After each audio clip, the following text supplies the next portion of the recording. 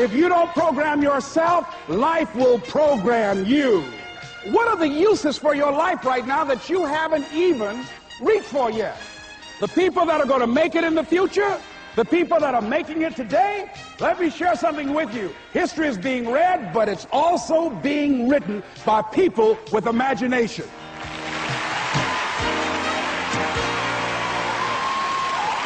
Thank you. Thank you very much.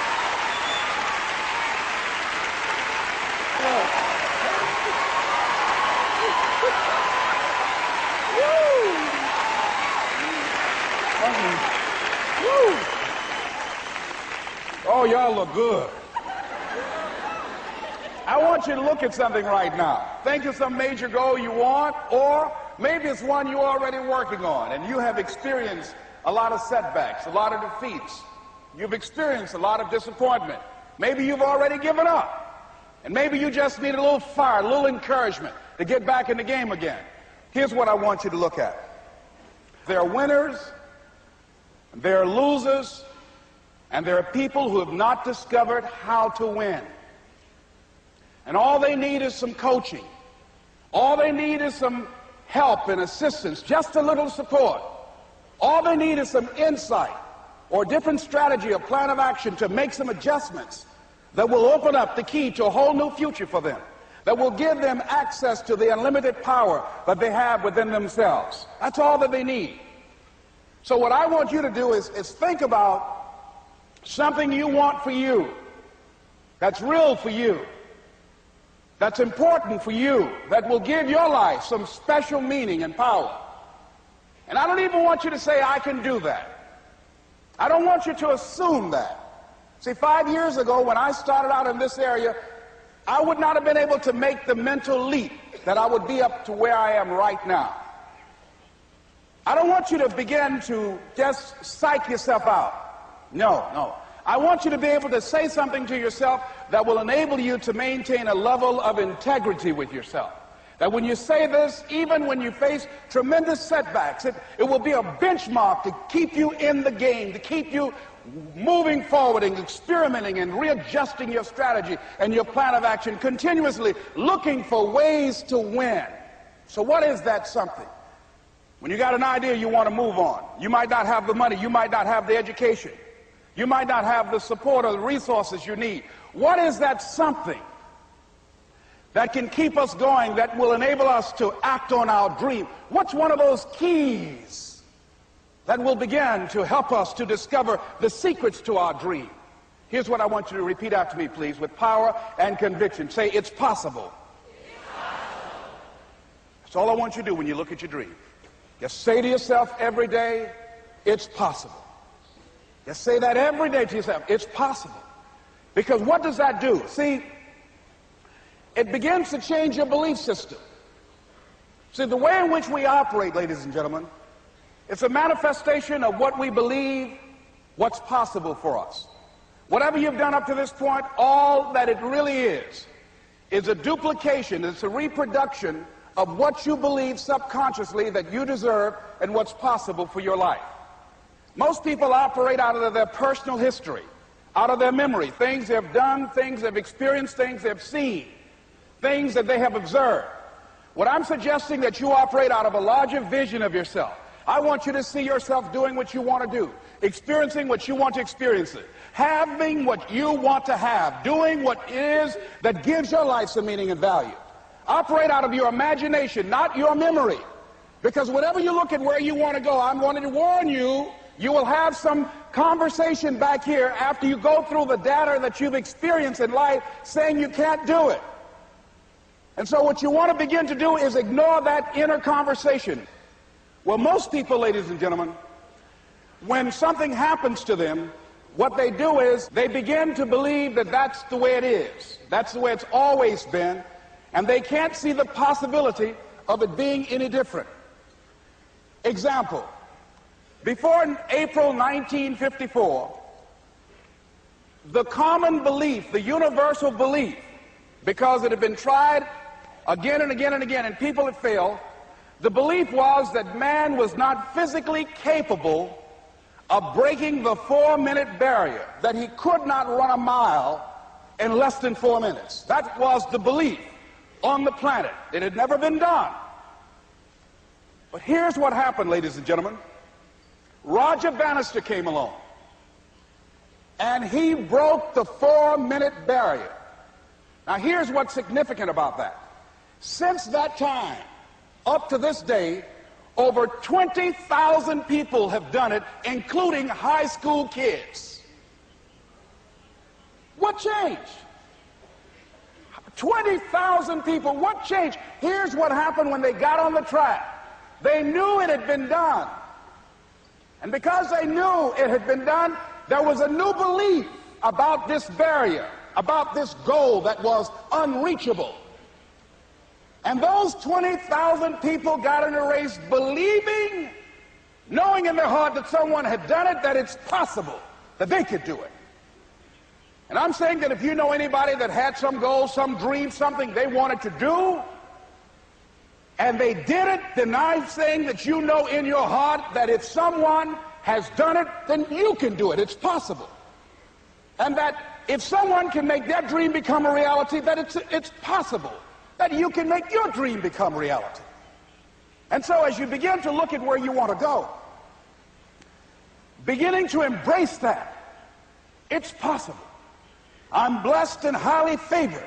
I've got a lot going for me. I got some good stuff in me. And it's possible that I can bring my greatness out here in the universe. That I can do what I want to do. It's possible I can write my own book. I can have my own business. I can take the trip and travel around the world. It's possible. I can bounce back from adversity and reinvent my life. It's possible. Regardless of where I am, the things can get better for me. It's possible. I'm thinking about two men right here in Chicago who were fairly successful, similar background, educated. They worked for a corporation for many years, and they were among many people that were laid off. Two guys who were very good friends. One went out looking for a job for several weeks along with the other one, and they faced disappointment and rejection again and again and again. They couldn't find any work, which is the story of many people across this country. One guy stopped. He became discouraged. He stopped going. He stayed home looking at television, became very argumentative and toxic with his wife, drinking beer, getting on the phone, talking to his other negative, unemployed friends. And he just gave up. The other guy kept looking for a job everywhere he could go. Every time he could get an opportunity, kept asking people, networking, checking the newspapers every day. Kept going everywhere he could, trying to find a job. You have too much education. You're overqualified. You won't be here long enough. He kept going. He kept going. He went to a place and said, look here, I tell you what, if you can't hire me, and I know you can use my talents, abilities, and skills, I don't want to sit home and do nothing. Just let me do some volunteer work. You don't have to give me anything, all right? I just want to work. I want to be busy. Guy said, okay, it's on you now, but don't expect me to give you anything. It's okay. This guy came in and worked. He was the first one there. The last one to leave was the best employee there. About 4 weeks later, one of the top managers quit. They were looking for a replacement. Guess who they selected? This other guy. This guy who was volunteering his time. He got the job. What was the difference between the two men? Eyesight and mindsight. Eyesight is judging on what you see. Judging according to appearances. But mindsight is how you interpret what you see. One guy said, it's not possible, it's over, I'm finished. I can't do it. I can't make it. He surrendered. I've faced rejection again and again. I'm not going anymore. There are no jobs out there. But this other guy, he felt that in spite of the no's and rejections, in spite of how bad the economy is, in spite of what the newspapers are saying, that it's possible that somebody somewhere will give me a job. He just kept going, thinking it was possible. And guess what, ladies and gentlemen? That's what we have to do with our dreams. Because things happen to you in life that you can never, ever anticipate. And many times when those things happen, you want to give up. I remember when I was in broadcasting, when I was a disc jockey, I became very controversial, not only being a disc jockey, but I felt that radio was something that you not only entertain people with, but you also empower them, you educate them. And I got fired. I didn't just leave, they fired me. That was a shock. I said, wait a minute. They took my microphone. I thought that was who I was. No, ladies and gentlemen, it wasn't. I had to do something else. And I didn't know what else I could do. See, here's what I'm looking at. What are the uses for your life right now that you haven't even reached for yet? See, I believe that when you don't have enough encouragement to act on your dreams or ideas, or you're not enlightened enough, that life will act on you. See, life had moved on me and said, Les Brown, you have outgrown this. It's time for you to do something else. Well, I wasn't enlightened enough. I organized some disc jockeys and got my job back. So they had to fire me again. I got fired twice. Here's what I did. I had to think of something else. And so a guy suggested to me, he said, Les, why don't you run for office? I said, man, I've never run for office. I've never known anything about how to operate in the political arena. I've heard encourage people to register to vote and get out to vote, but I don't know anything about politics. He said, well, neither do the people who run for office all the time.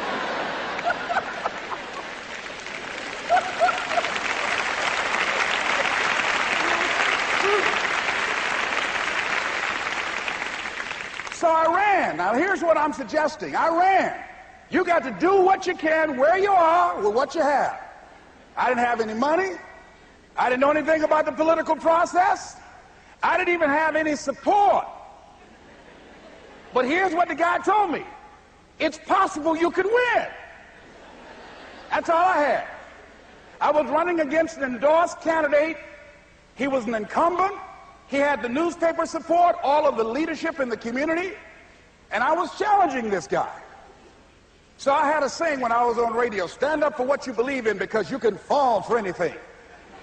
And I would go door to door. I have my kids on one side of the street. I would be on the other, and I'd knock on doors. Hello, my name is Les Brown. Tell everybody I'm still standing. They get on the phone. Child, Les Brown was to my house today. You know the boy on the radio with the big mouth? Yeah, they fired him, honey. Say he's still standing. See, I'm saying just keep moving. Don't start feeling sorry for yourself. Don't spend time blaming and talking about what happened to you. See, whatever you talk about, that's what you multiply and expand in your life experience. So don't talk about stuff unless you want it to keep on happening to you, all right? So I got in that kind of action.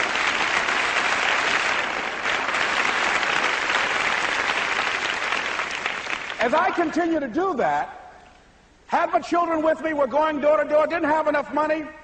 Eventually, we got close to the election and something happened that really surprised me.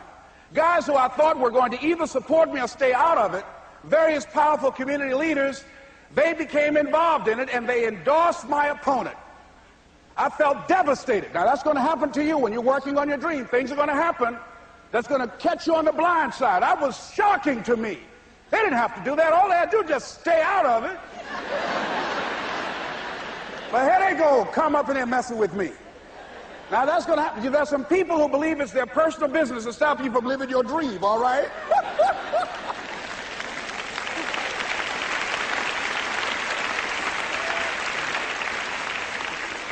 But I didn't deal with that. You want to make your dream come true, you got to stay focused. Some people rather get even than get ahead. Stay focused on where you want to go.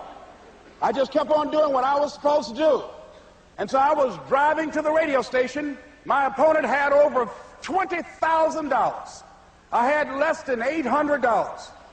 As I was in the radio station, the guy said, "You're going to make a commercial?" I said, "Yes." He said, "It better be a good one because that money can't go pretty far here." And I sat there in the middle control room and I was thinking. And here's what happens when you get still. Stuff will start coming. Something said, "Call your mama." You used to talk about your mother on the air all the time. Ask her to say a few words for you. That'll be a different kind of political spot. So I called my mama. And I had a gospel record playing in the background.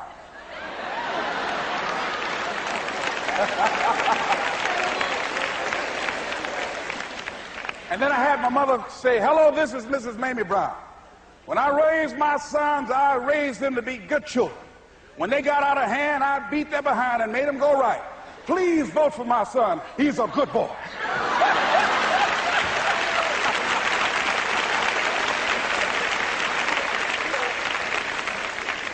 Usually in the state representative race, maybe 3,000 or 4,000 people will come out to vote in a primary. In that primary race, over 27,000 people came out and voted and said, I'm voting for Les Brown because his mama said he's a good boy. I won, ladies and gentlemen. I won.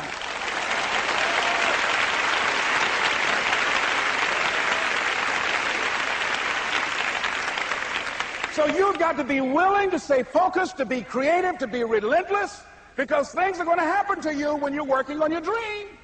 When you get on track. I remember when I first got involved in speaking, one of the main things that speakers like to do is speak to a certain association that they have over 10,000 of their sales reps that come to this convention. And I was relentless. I kept saying, it's possible. It's possible. See, what I wanted to let you know and set you up for, because you said it's possible, don't mean that you're not going to have any problems. That Murphy's Law ain't going to come and slap you side the head. Old Murphy going to come visit you. He's waiting for some of y'all out in the parking lot. Oh, you say it's possible. Okay, it's possible. You better get up. Well, I was working. I kept saying it's possible. They got other speakers on this program. I can be on that program too. I kept selling myself. I got all fired up. And I was calling them every day, every day. And the lady finally said, Mr. Brown, I tell you what, we want you to come in and talk to our sales executives. You got the kind of fire and guts that they want, that will motivate them. And let me tell you something else.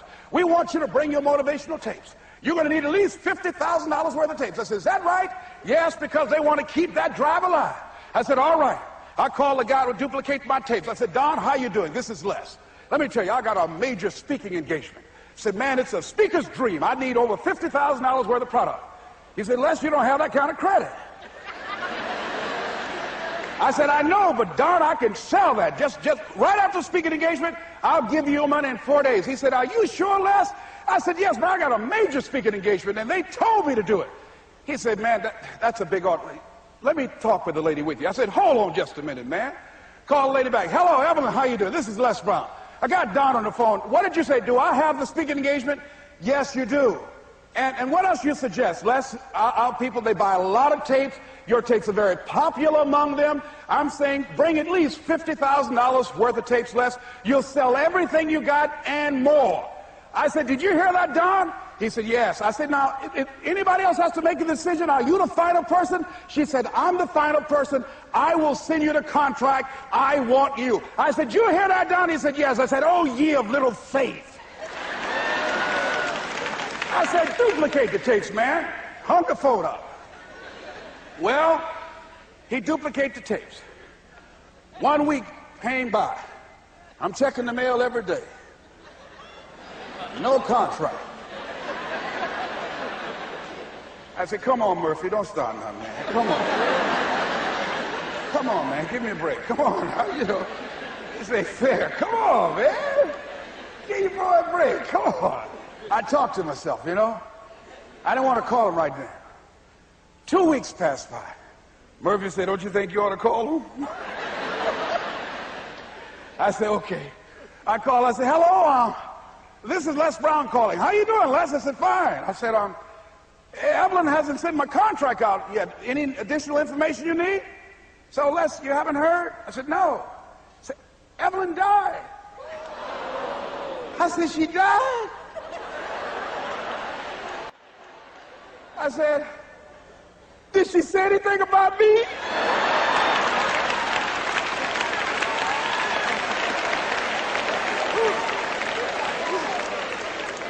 When I got home, I was so wiped out. And Murphy was in the house waiting on me. Murphy said, is it possible you want to listen to some of your tapes?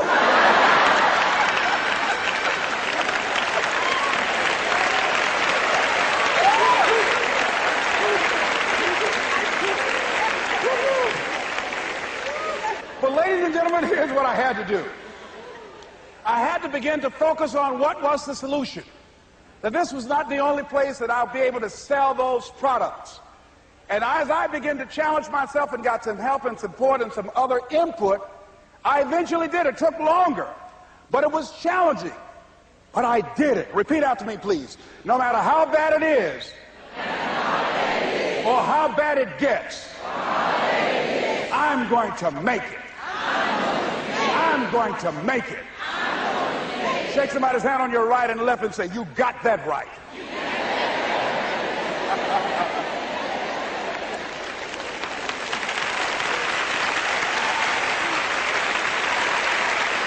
Repeat after me, please. It's possible. It's possible. I can have my dream. I can get what I want. I must be creative. And never give up. Now, let me share something else with you, ladies and gentlemen. When you know within yourself that there's something you want to do, and I believe that all of us were born with a purpose, that all of us have something that we are supposed to do, that all of us have some goodness within us, and that goodness gives us a responsibility to manifest our greatness. And when you know that, you can feel it in your guts, and you know that you're deliberately operating below your potential, you've gotten comfortable, you stop expanding, you stop stretching, you stop challenging yourself. Let me share something else with you. Not only is it possible for you to have your dream, but it's necessary. It's necessary that you have it, that you work on it, that you develop yourself, that you go for what is yours in the universe. I have a friend that at the beginning of the year I was in Los Angeles giving a speech, and I do a seminar teaching people how to become involved in the speaking business, and also one called Speaking with Power, teaching people how to begin to develop their communication skills. And this friend, I said, I want you to work with me. I called her up. She said, Les, are you sure I can do it? Sure you can. You have a PhD in communications. I don't have that. If I can do it, sure you can do it. In fact, I'm going to give you the support that you need. Here's what I realize, ladies and gentlemen. We only have enough energy to take us to a certain level. But it's necessary that we assemble ourselves with other people who share our vision, other people that can see it for us, to give ourselves a home court advantage.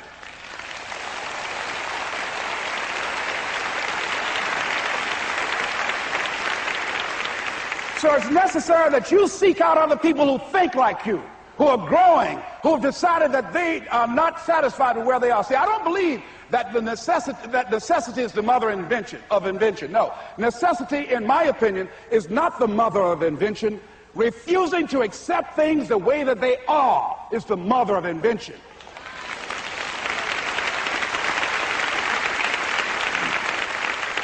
When you decide, I'm not going to settle for this, this is not going to be it for my life, I deserve more than this. See, that will start making you do some stuff. See, a lot of people go to work every day miserable, and all they do is just talk about how miserable they are. But they don't do anything about it. So I was telling her that I knew she hated her job with a passion. I said, you can do this. You've got more going for you than I have going for me. And we've been going through this for years, ladies and gentlemen. She'd been to my seminar speaking for a living.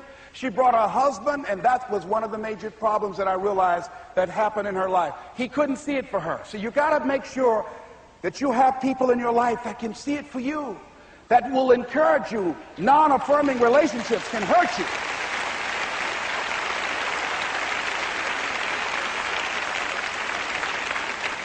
And I talked to him. I said, you know, I don't have anything to do with your marriage. I said, you and I are good friends, and she and I are good friends. And I'm not taking sides. I said, but if you can't see it for her, don't tell her that. Just give her some support. What if you're wrong?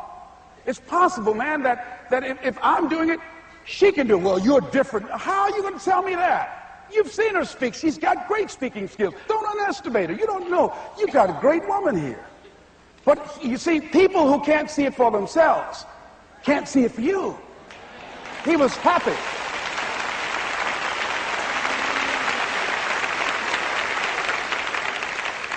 So I said, will you do it with me? I said, I'm going to give you the support you need. You can't do it by yourself. I will stand with you. She said, you will? I said, yes. I'm going to make you part of my seminar. You'll do a part of it and I'll do a part of it. Speaking with power. She said, okay. 3 days later, ladies and gentlemen, I got an emergency call at my office. It was from her husband. He called and said, tell Les Brown that Marion is dead. I said, oh no. When I was flying there to go to the funeral, and I remember the last time that I saw her, and I had some of her papers that I had gotten inadvertently confused with mine, and I took them home. And I was searching through these papers to do one of her works. She was a prolific writer. And what got me, what was so sad that made me begin to cry, was that there were poems that she had started that were profound poems, great thoughts that she didn't complete. Plays that she had started that she didn't complete. See, that poem was given to her. I can't finish that for her, nor can you. That play, whatever the outcome that she had envisioned, that she had imagined, was given to her. Only her. And she's the channel that was going to come through. You are here, and you are the vessel, you are the outlet for the universe, that you've been selected. There's something for you to do. I believe all of us have some purpose for being here. And as I was going to the funeral, and I was reading a newspaper that said that millions of people are dying because of what they're eating, talking about their diet. And I'm sure that it was Marion talking to me, whispering, saying, Les, the next time you speak, say that even more are dying because of what's eating them.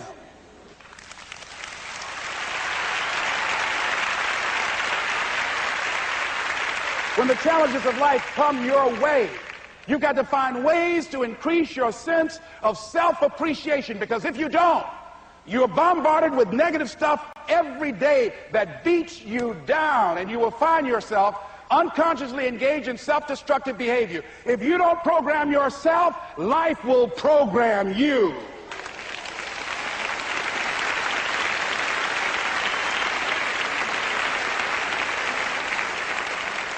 So you want to have an agenda for your life. It's necessary that you have some direction for your life. A friend at the National Speakers Convention gave us a presentation, and it really struck me. He was talking about when he was traveling across Europe, Warren Gresham, and he said at different points, soldiers would wake them up on their journey and ask him the question. And I posed this to you. The question was, where have you been? Why are you here? And where are you going? And that's what I ask you. Where have you been? Where have you been up to this point? You look at your life. You look at what you produce. Is it giving you what you want? Are you living on purpose? Are you living your dream? Are you acting on your ideas? Are you doing all you can do? Have you gotten comfortable? Are you procrastinating? Are you evading your own greatness? Are you surrounding yourself with people that can nourish you? Are you challenging yourself? Are you experimenting? Are you learning something different? Is your life an adventure, or is it boring? Where have you been? Why are you here? What brought you here? Investing the time, the money. What brought you here? And where are you going? What is it that you can get out of this session, out of this lecture? That when you leave here, rather than this just being a spectator event, that you got some idea, some dream, that you might have to go back and brush it off and look at it again and say, I've got to do this. This is my stuff. This is what I'm supposed to do. This is why I showed up. Where are you going with your life? What decisions are you making right now as you look into the future? Are you experimenting to find out what other talents and abilities that you have? See, we're in a time right now. The day is gone where you could just go to college and get out and get a job and work 30 or 40 years with job security and retire with a gold watch. The gold watch days are gone. Brand new day. Party's over. So now you have got to be multi-talented and multi-skilled. You've got to use all your stuff. You don't know what else you can do. I didn't know I can do what I'm doing right now. It's necessary that you stretch and challenge yourself and say, let me see. I start out as a trainer. I'm a trainer. That's what I am. That's what my expertise was in. And then I decided, let me see, can I speak? And then I discovered, hey, I can do that. What if I hadn't tried to do that and just been satisfied with just being a trainer, with a limited vision of myself? And then after training, and then I said, well, maybe I can go into business for myself. And I started speaking, going into business for myself, well, maybe I could train other speakers and teach them how to go into business for themselves. See, you want to have a backup plan. You want to have other strategies for yourself. In case this doesn't work out, you got something else going over here. You don't want to ever put yourself in a situation where you have a limited vision and you're only using a limited amount of your talents, of your skills, and of your abilities. And I'm saying to you, it's possible you've got some talents, some ideas in you, your ability to do some stuff that you haven't even discovered yet. And I'm suggesting that it's necessary that you get outside of your comfort zone. It's necessary that you develop some new relationships where you can learn from people. It's necessary that you do reading, that you do research. It's necessary, if you're already involved in some business, that you don't be satisfied with where you are. If you want to make it today, it's necessary for you to constantly look at ways of getting better. Not only is it possible for you to have your dream, and it's necessary for you to challenge yourself to go after it and get better and leverage relationships that can help you get to where you want to go, but it's you. The major key to your reaching your dream, your living up to your greatness, your making your contribution is you. If the economy is good, fantastic. If the banks are loaning money, that's great. If people are positive, that's great. You don't have any opposition, that's great. But the major key to your making things happen in your life is you. When I wanted to get on public television, you know, they told me, you can't do that. So wait a minute, I've seen these other people on. It's possible I can get on. Leo Biscaya, John Bradshaw. It's possible. Wait a minute, hold time out. Let's be realistic. Come on, be logical. I said, well, wait a minute, why can't I do it? Well, let's look here. Think about guys who have credentials, all kind of credentials. You don't have any college training. They're not going to put you on television. Give me a break. I said, thank you for that. God love you, and I'm trying. And went on about my business, you hear me? Let me tell you something. What people think about you and the possibilities for your dream is none of your business. That's their business.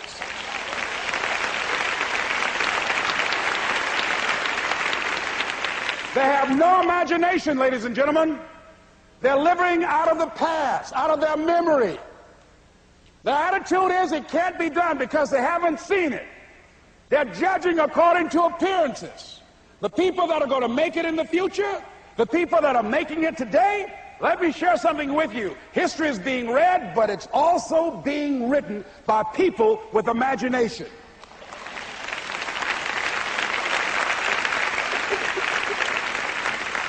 So I went to the next mode, necessary to start talking to people and seeking and asking for what I wanted and leveraging relationships and trying to find out how do the people do it that went ahead of me? How do they do it?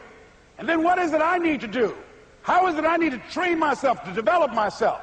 What's the resources that will be required in order to make it happen? And as I start seeking out and asking questions, I started running into people who said, I know someone who can help you do that. And they helped me get connected with those people. Remember, we have so much energy that can take us so far. It's necessary that you hook up with some other energy that can take you to the next level. I hooked up with them. They said, let's go. I said, away we go.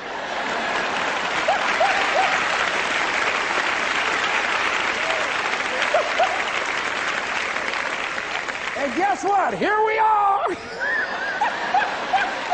I love it. You want your stuff? It's necessary you take responsibility for it. That you make it happen, that you don't give up, that you don't take any objection or disappointment or defeats personally, that you keep on keeping on, that you don't decide that I can't make it because you can't see the light at the end of the tunnel, that you realize that's a part of the program. And here's something you've got to resolve. Say this to yourself every day. See, as long as you're breathing, you got a shot at your dream. That's the way I resolve. Say this, please. It's not over until I win. You got that right.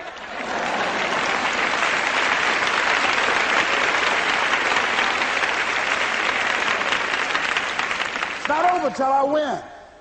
Not over till I get through.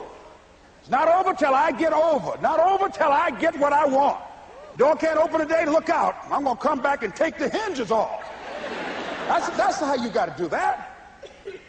You've got to have that kind of courage, that type of determination. If you want to make it happen, it's you. That you've got to take personal responsibility to make it happen. That you have got to own what it is that you want to do. If it's taking care of your well-being, if it's making a difference in our school system, if it's working with senior citizens, if it's to protect our ecology, if it's to create an economic renaissance, if it's just to take yourself to another level, it's you. You've got to make that happen. We can point out many things that can make it inconvenient or can slow us down, but ultimately, it's on us. Next step is, not only is it possible and necessary, and it's you to live your dream, to make this greatness that you have within you become a reality, but what I've come to appreciate when you're working on changing your life, changing some bad habit, getting out of addictive situations or relationships, or working to build a dream or making a difference in our society, or learning something that's very challenging. Here's what I realize, ladies and gentlemen, and develop a great deal of respect for. It's hard. Easy is not an option. It's hard living. Life is hard.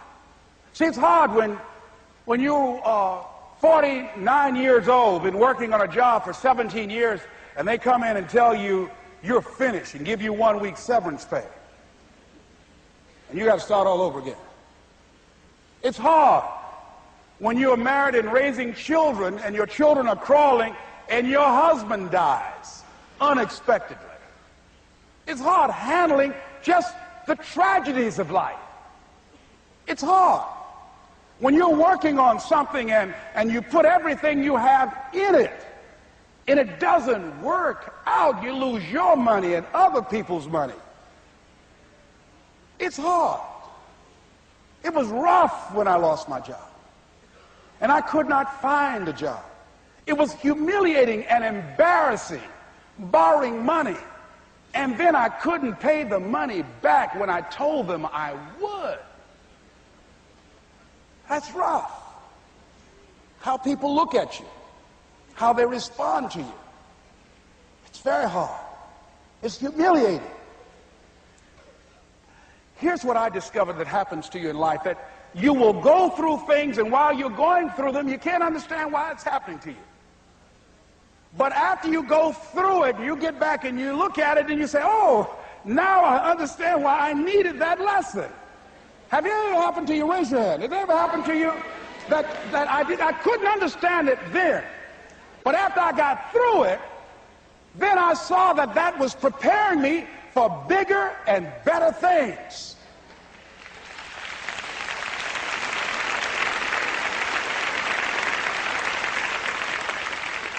That as you go through the challenges of life and you look at it and embrace whatever comes to you, don't run from it. Step toward it. Don't try and duck it like most people do. See, most people want it easy. See, easy come, easy what? Easy go.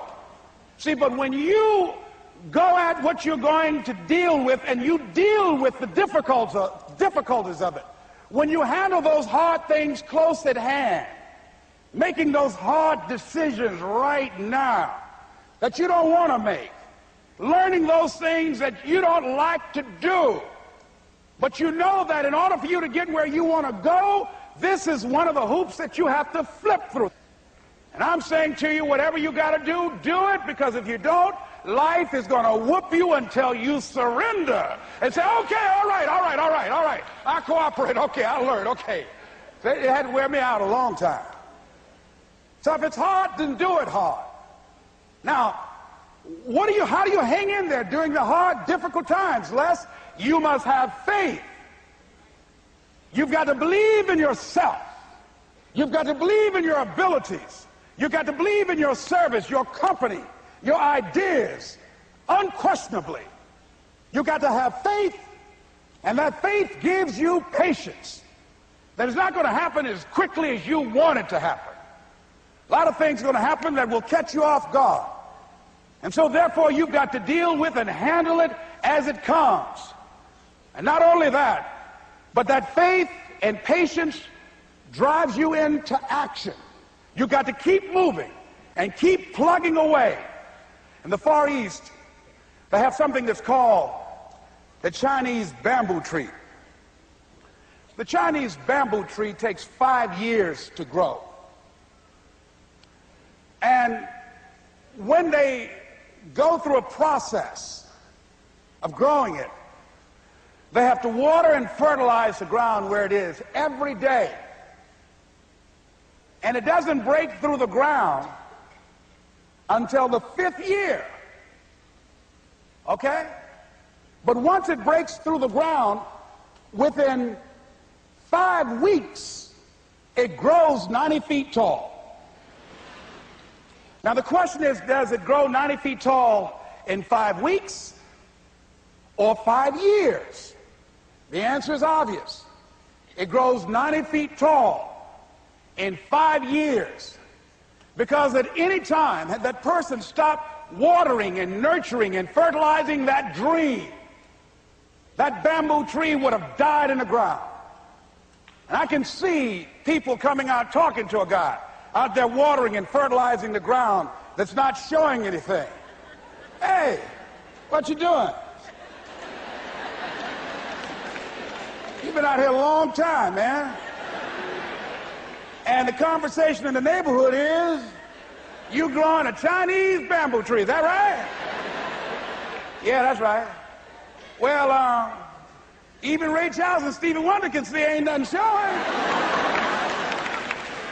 You know that's how people are going to do you? So how long have you been working on this? How long have you been working on your dreams? And you have nothing to show. This is all you got to show? People are going to do that to you. And some people, ladies and gentlemen, they stop. Because they don't see instant results. It doesn't happen quickly. They stop. Oh, no. You got to keep on watering your dream. And when it began to happen, they stopped laughing. They said, look. Whoa, look here. Look how. Hey, man, you know, I know you can do it. Look here, you got a job here?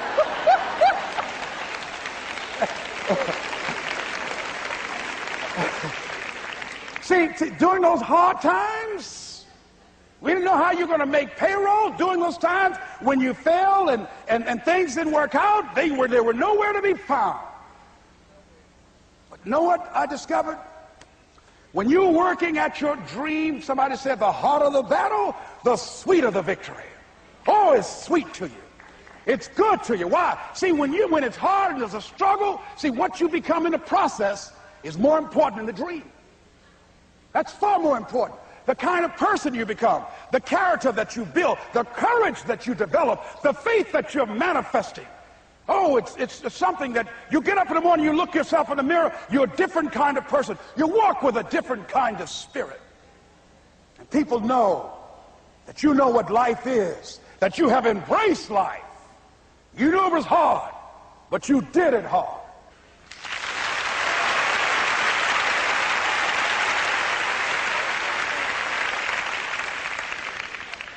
Now that takes us to the next level.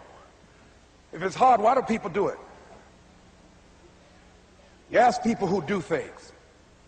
Why do they do it? People who climb mountains just for the sake of it. Nobody paying them to do it. Just do it. Somebody said, I'm going to run around the world. He said, well, why would somebody want to do that? I'm going to swim the Atlantic Channel. Why? Why do people do that? I wondered, why would a Nelson Mandela give up 26 years of his life? Why do people do that? Here's what I discovered in high school. High school, I decided I wanted to go out for football. Never forget this. And I discovered why people do things. You know why, ladies and gentlemen? Even though it's hard, it's worth it. It's worth it. See, one day we had Coach Alkin Hepburn had this plaque down there and this wood on the floor, on the ground. He said, Brown, come over here. Had my suit on. I said, yes, sir. He said, I'm going to have old Larry Littles down there. Old big Larry. Yes, sir. Big, fat, sorry Larry. Yes, sir. Brown, I want you to get down bull neck. Yes, sir. He said, I want you to run at Larry. I want you to put your helmet right in his pit, right up in his chest, and knock him off that board. You hear me, Brown? You can do that. Yes, sir. Can you do that? Yes, sir. I say, hubba, hubba. I say, hubba, hubba. He said, Brown, I want you to knock him off. You're going to make the team. I know you can get him, all right? Look at him. How sorry he is. Knees knocking and everything. I said, yes, sir. Then he went down to Larry. Larry Littles, who played 12 years for the Miami Dolphins, all pro for 12 years. This is a bad, big dude. 250 pounds, strength, agile, and all muscle. He said, Larry, he said, man, you know Brown down there. He was down there talking about your mama and everything. He talked about how fat and sorry you are. And how he's going to knock you off this board. Larry now spitting fire and growling and foaming at the mouth. And I'm looking at Larry saying, oh, hubba, hubba. He said, look at that fool down there growling. He told me he's going to scare you, that you're going to leave. Are you going to leave? No, coach, I ain't going to leave. Go down there and knock him out the park. Boy, coach got back. He winked at me. Go get him, Brown. I went hard. I ran into Larry with my helmet. Larry said, boom. I don't know where I landed.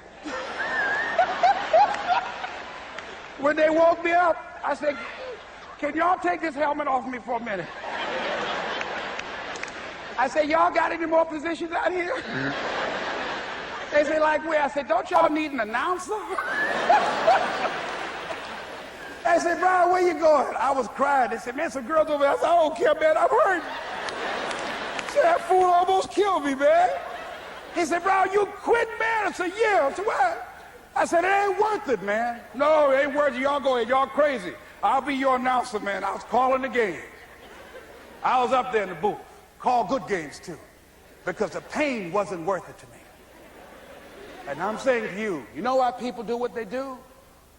The people who go after their stuff, what makes it worth it? It's got to be your passion. You got to love it, ladies and gentlemen. You got to love it. It's got to be what you are supposed to do. You want to sing, and even though they want to invite you to Carnegie Hall, you're going to sing to anybody that listen to you, including singing to yourself. I used to talk to my plants when nobody else would listen to me.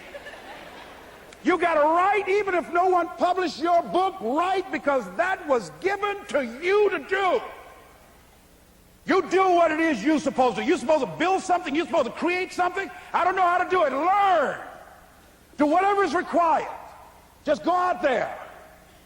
It's possible you can get what you want. It's necessary. If you want it, you got to go into action. You got to be willing to experiment. You got to be willing to fail and to succeed. You got to be willing to form and to develop new relationships. It's you. It's on you. You got to make that happen. Nobody's going to bring it to you on a silver platter and say, here's your dream manifested. No, it's hard. Yes, it's hard. It's difficult. Yes, right. And it's worth it.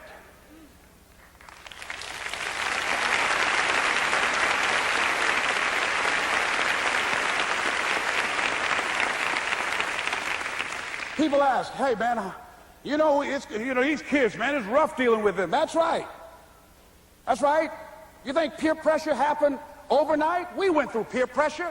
I remember as a kid, some guys said, hey, Les, me and another fellow named Willie Lower, we were going home. Hey, man, we're going down to Gould's, man, and knock off a grocery store. I said, look here, I don't want no part of that. I'll see y'all later. Say, y'all chicken. I said, that's all right, you say whatever you want. Low star. I'm not chicken, man, don't call me chicken. Then why don't you come? We didn't even ask you to come into place, man. All you do is just drive the car, that's all. I don't know how to drive that good. Well, we're trying to get Les to come. He's chicken. Hey, I'm not driving nothing, all right? Willie, don't care about what they say, man. Leave him alone. You want to go do it? You find somebody else to drive, or you drive yourself. Come on, Willie, man. Pull him, he stopped. I ain't chicken. All I got to do is drive? Yeah. I said, Willie, that sounds simple, man. Don't go, man. He went. And the next day, we read the newspaper where when they robbed the store, when they came out running to a car, the merchant, the man who owned the store, came out just shooting wildly, and he hit the driver in the head. So peer pressure didn't just start in the 90s or the 80s. It's difficult and it's challenging for kids right now. And it's going to take some easy, simple methods to help bring them out of this madness, this insanity. No. Is it hard? Yes. Let's look at what we've been doing. What has worked? What has not worked? Let's look at where we want to go. What is it that we want to produce? What is it that we want to create for our young people? And as we think about that, start experimenting with different methods and techniques to create and to produce that.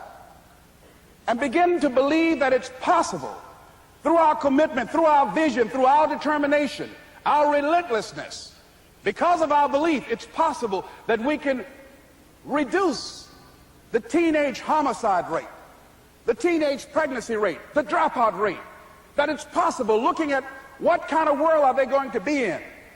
As we look at the global economy, that as we begin to use our collective will and genius and resources, it's possible that we can create an educational system that not only will test their minds with information and facts and figures, but will teach them how to think and be creative, and what does it mean to be a human being and to value human life, and how do you make relationships work? How do you bounce back from adversity? It's possible that we can give them a curriculum that will give their lives a sense of purpose and direction and meaning, and teach them how to begin to know and operate on a higher level of being, where they become assets to our society rather than liabilities. What if we leave here with that kind of consciousness, that it's possible, as opposed to saying we have to write this generation off, that it's possible that we were born for such a time as this and that, that maybe someone here has the idea or the method or some plan of action or an approach that can resolve many of the problems that we're facing with young people today. Whatever we have to do to save our children, it's worth it.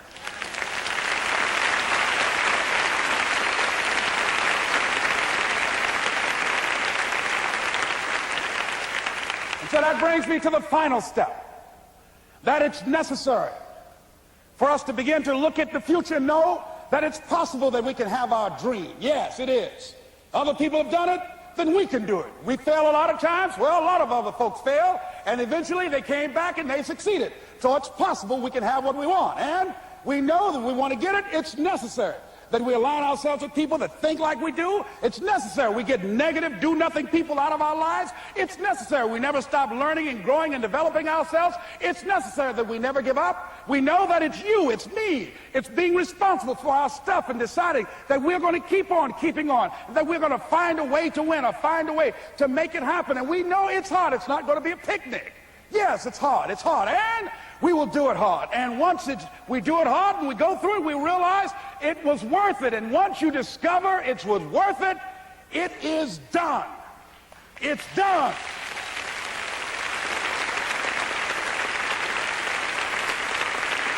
It's done, ladies and gentlemen, before it happens. Well, here's what I'm suggesting to you. That when you're working, you have a wall to break through. Let's say a friend of mine who runs a marathon, and he says, when he's running the 26-mile marathon, he said, let's say that hypothetically, that 18th mile is the wall. He said, Les, when you get there and you're running, he says, everything in you is telling you to stop, to give up. Every muscle is aching. And you're saying to yourself, I can't do it. I can't do it. And you just keep on and you keep on and you keep on. It seems like you're moving at slow motion. And then eventually when you break through that 18-mile wall, then you know it's like done and you're on automatic and you glide on in. And you know it's there. You know you're going to get to the finish line. And we've all had experiences where we were working on something and we knew it was possible. And we did those things that were necessary to bring it into reality. We took the responsibility to make it happen. Other people couldn't see it. A lot of people didn't believe it. You were attacked. You were criticized. People were opposing you, but you kept on doing it. It was hard. It was rough. It was difficult. But to you, it was worth it. And eventually you got to a level you know, can nothing stop me now. I'm on the move. I'm on the move.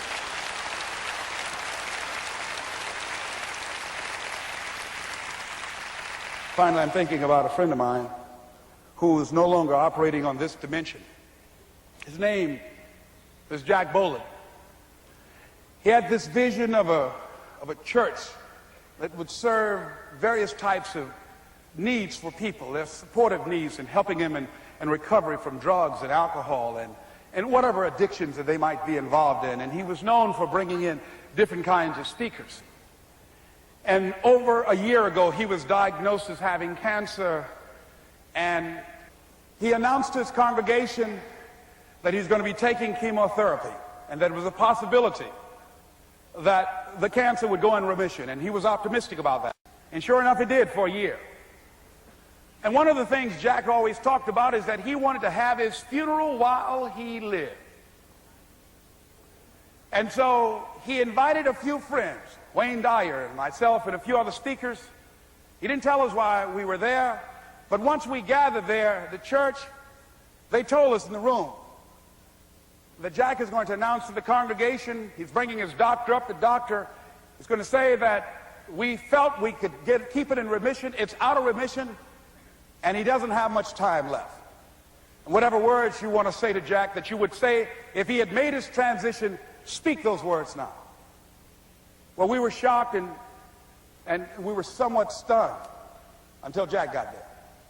They brought him in a wheelchair, and boy, was he courageous, and he had a strong smile, and they helped him up the steps, and he sat behind the podium. And each of us got up and we said a few things about Jack and the impact that he made on our lives. And he said, the doctor, after announcing that Jack didn't have long, he says, "Doctor," he said, "I accept what you say, but it's possible that does not have to be the case. But if it is, I will enjoy life to the very last breath I take, even the chemotherapy. I will enjoy that." And Jack did, ladies and gentlemen. And when they said that all of his vital organs were failing, they called his family and his close church staff to the hospital and said, "He's dying." And so they came and they all gathered in the room. And Jack at that time was unconscious. And he gained consciousness. And he looked at them and he said, with what strength he had, he said, "I want to thank you all for being here. You've been a great staff to me." He looked at his sons, his daughter. He said, "You've been a great family." He said, "Don't feel sorry for me." He said, I'm ready to go. I'm looking forward to the next adventure." And he sat there for a little while, laid there, and he closed his eyes, and he lost consciousness. About an hour and a half later, he opened his eyes, and he looked at them. He said, "This is embarrassing. I'm not dead yet."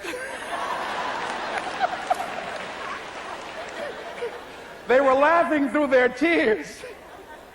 They said, "Jack, you are a character." He said, "Hey, I hate giving up this kind of control." So they predicted that Jack would die at the end of February. And then on the 2nd, they said, he won't see the light of day. He will be dead by morning. Ladies and gentlemen, Jack died on March 4th. And we believe that even in his dying, Jack sent his congregation a message that I want to give to you with his permission. March 4th is the day he died, and we believe Jack was saying, "March 4th."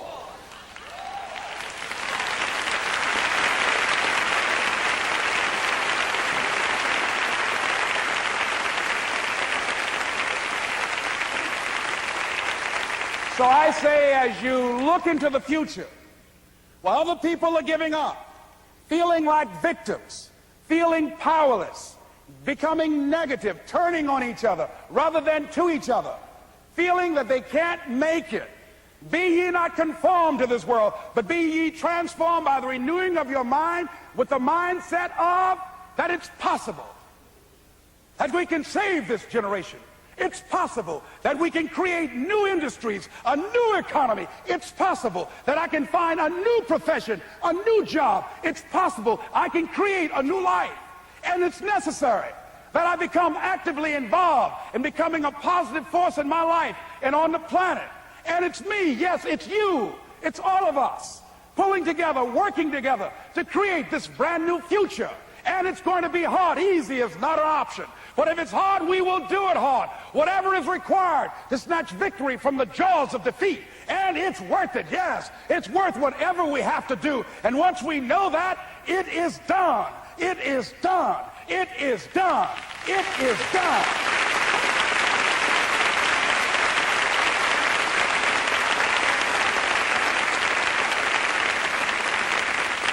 So I say to you, whatever your dreams are, whatever you want to do, In the spirit of Jack, march forward. This is Mrs. Mamie Brown's baby boy, Leslie Calvin Brown, saying, it's been a plumb pleasing pleasure as well as a privilege. Thank y'all here. Thank you. Thank you. Thank you. Thank you. Thank you very much. You're very kind. Thank you. Thank you very much. You're very kind. Thank you. March forward. March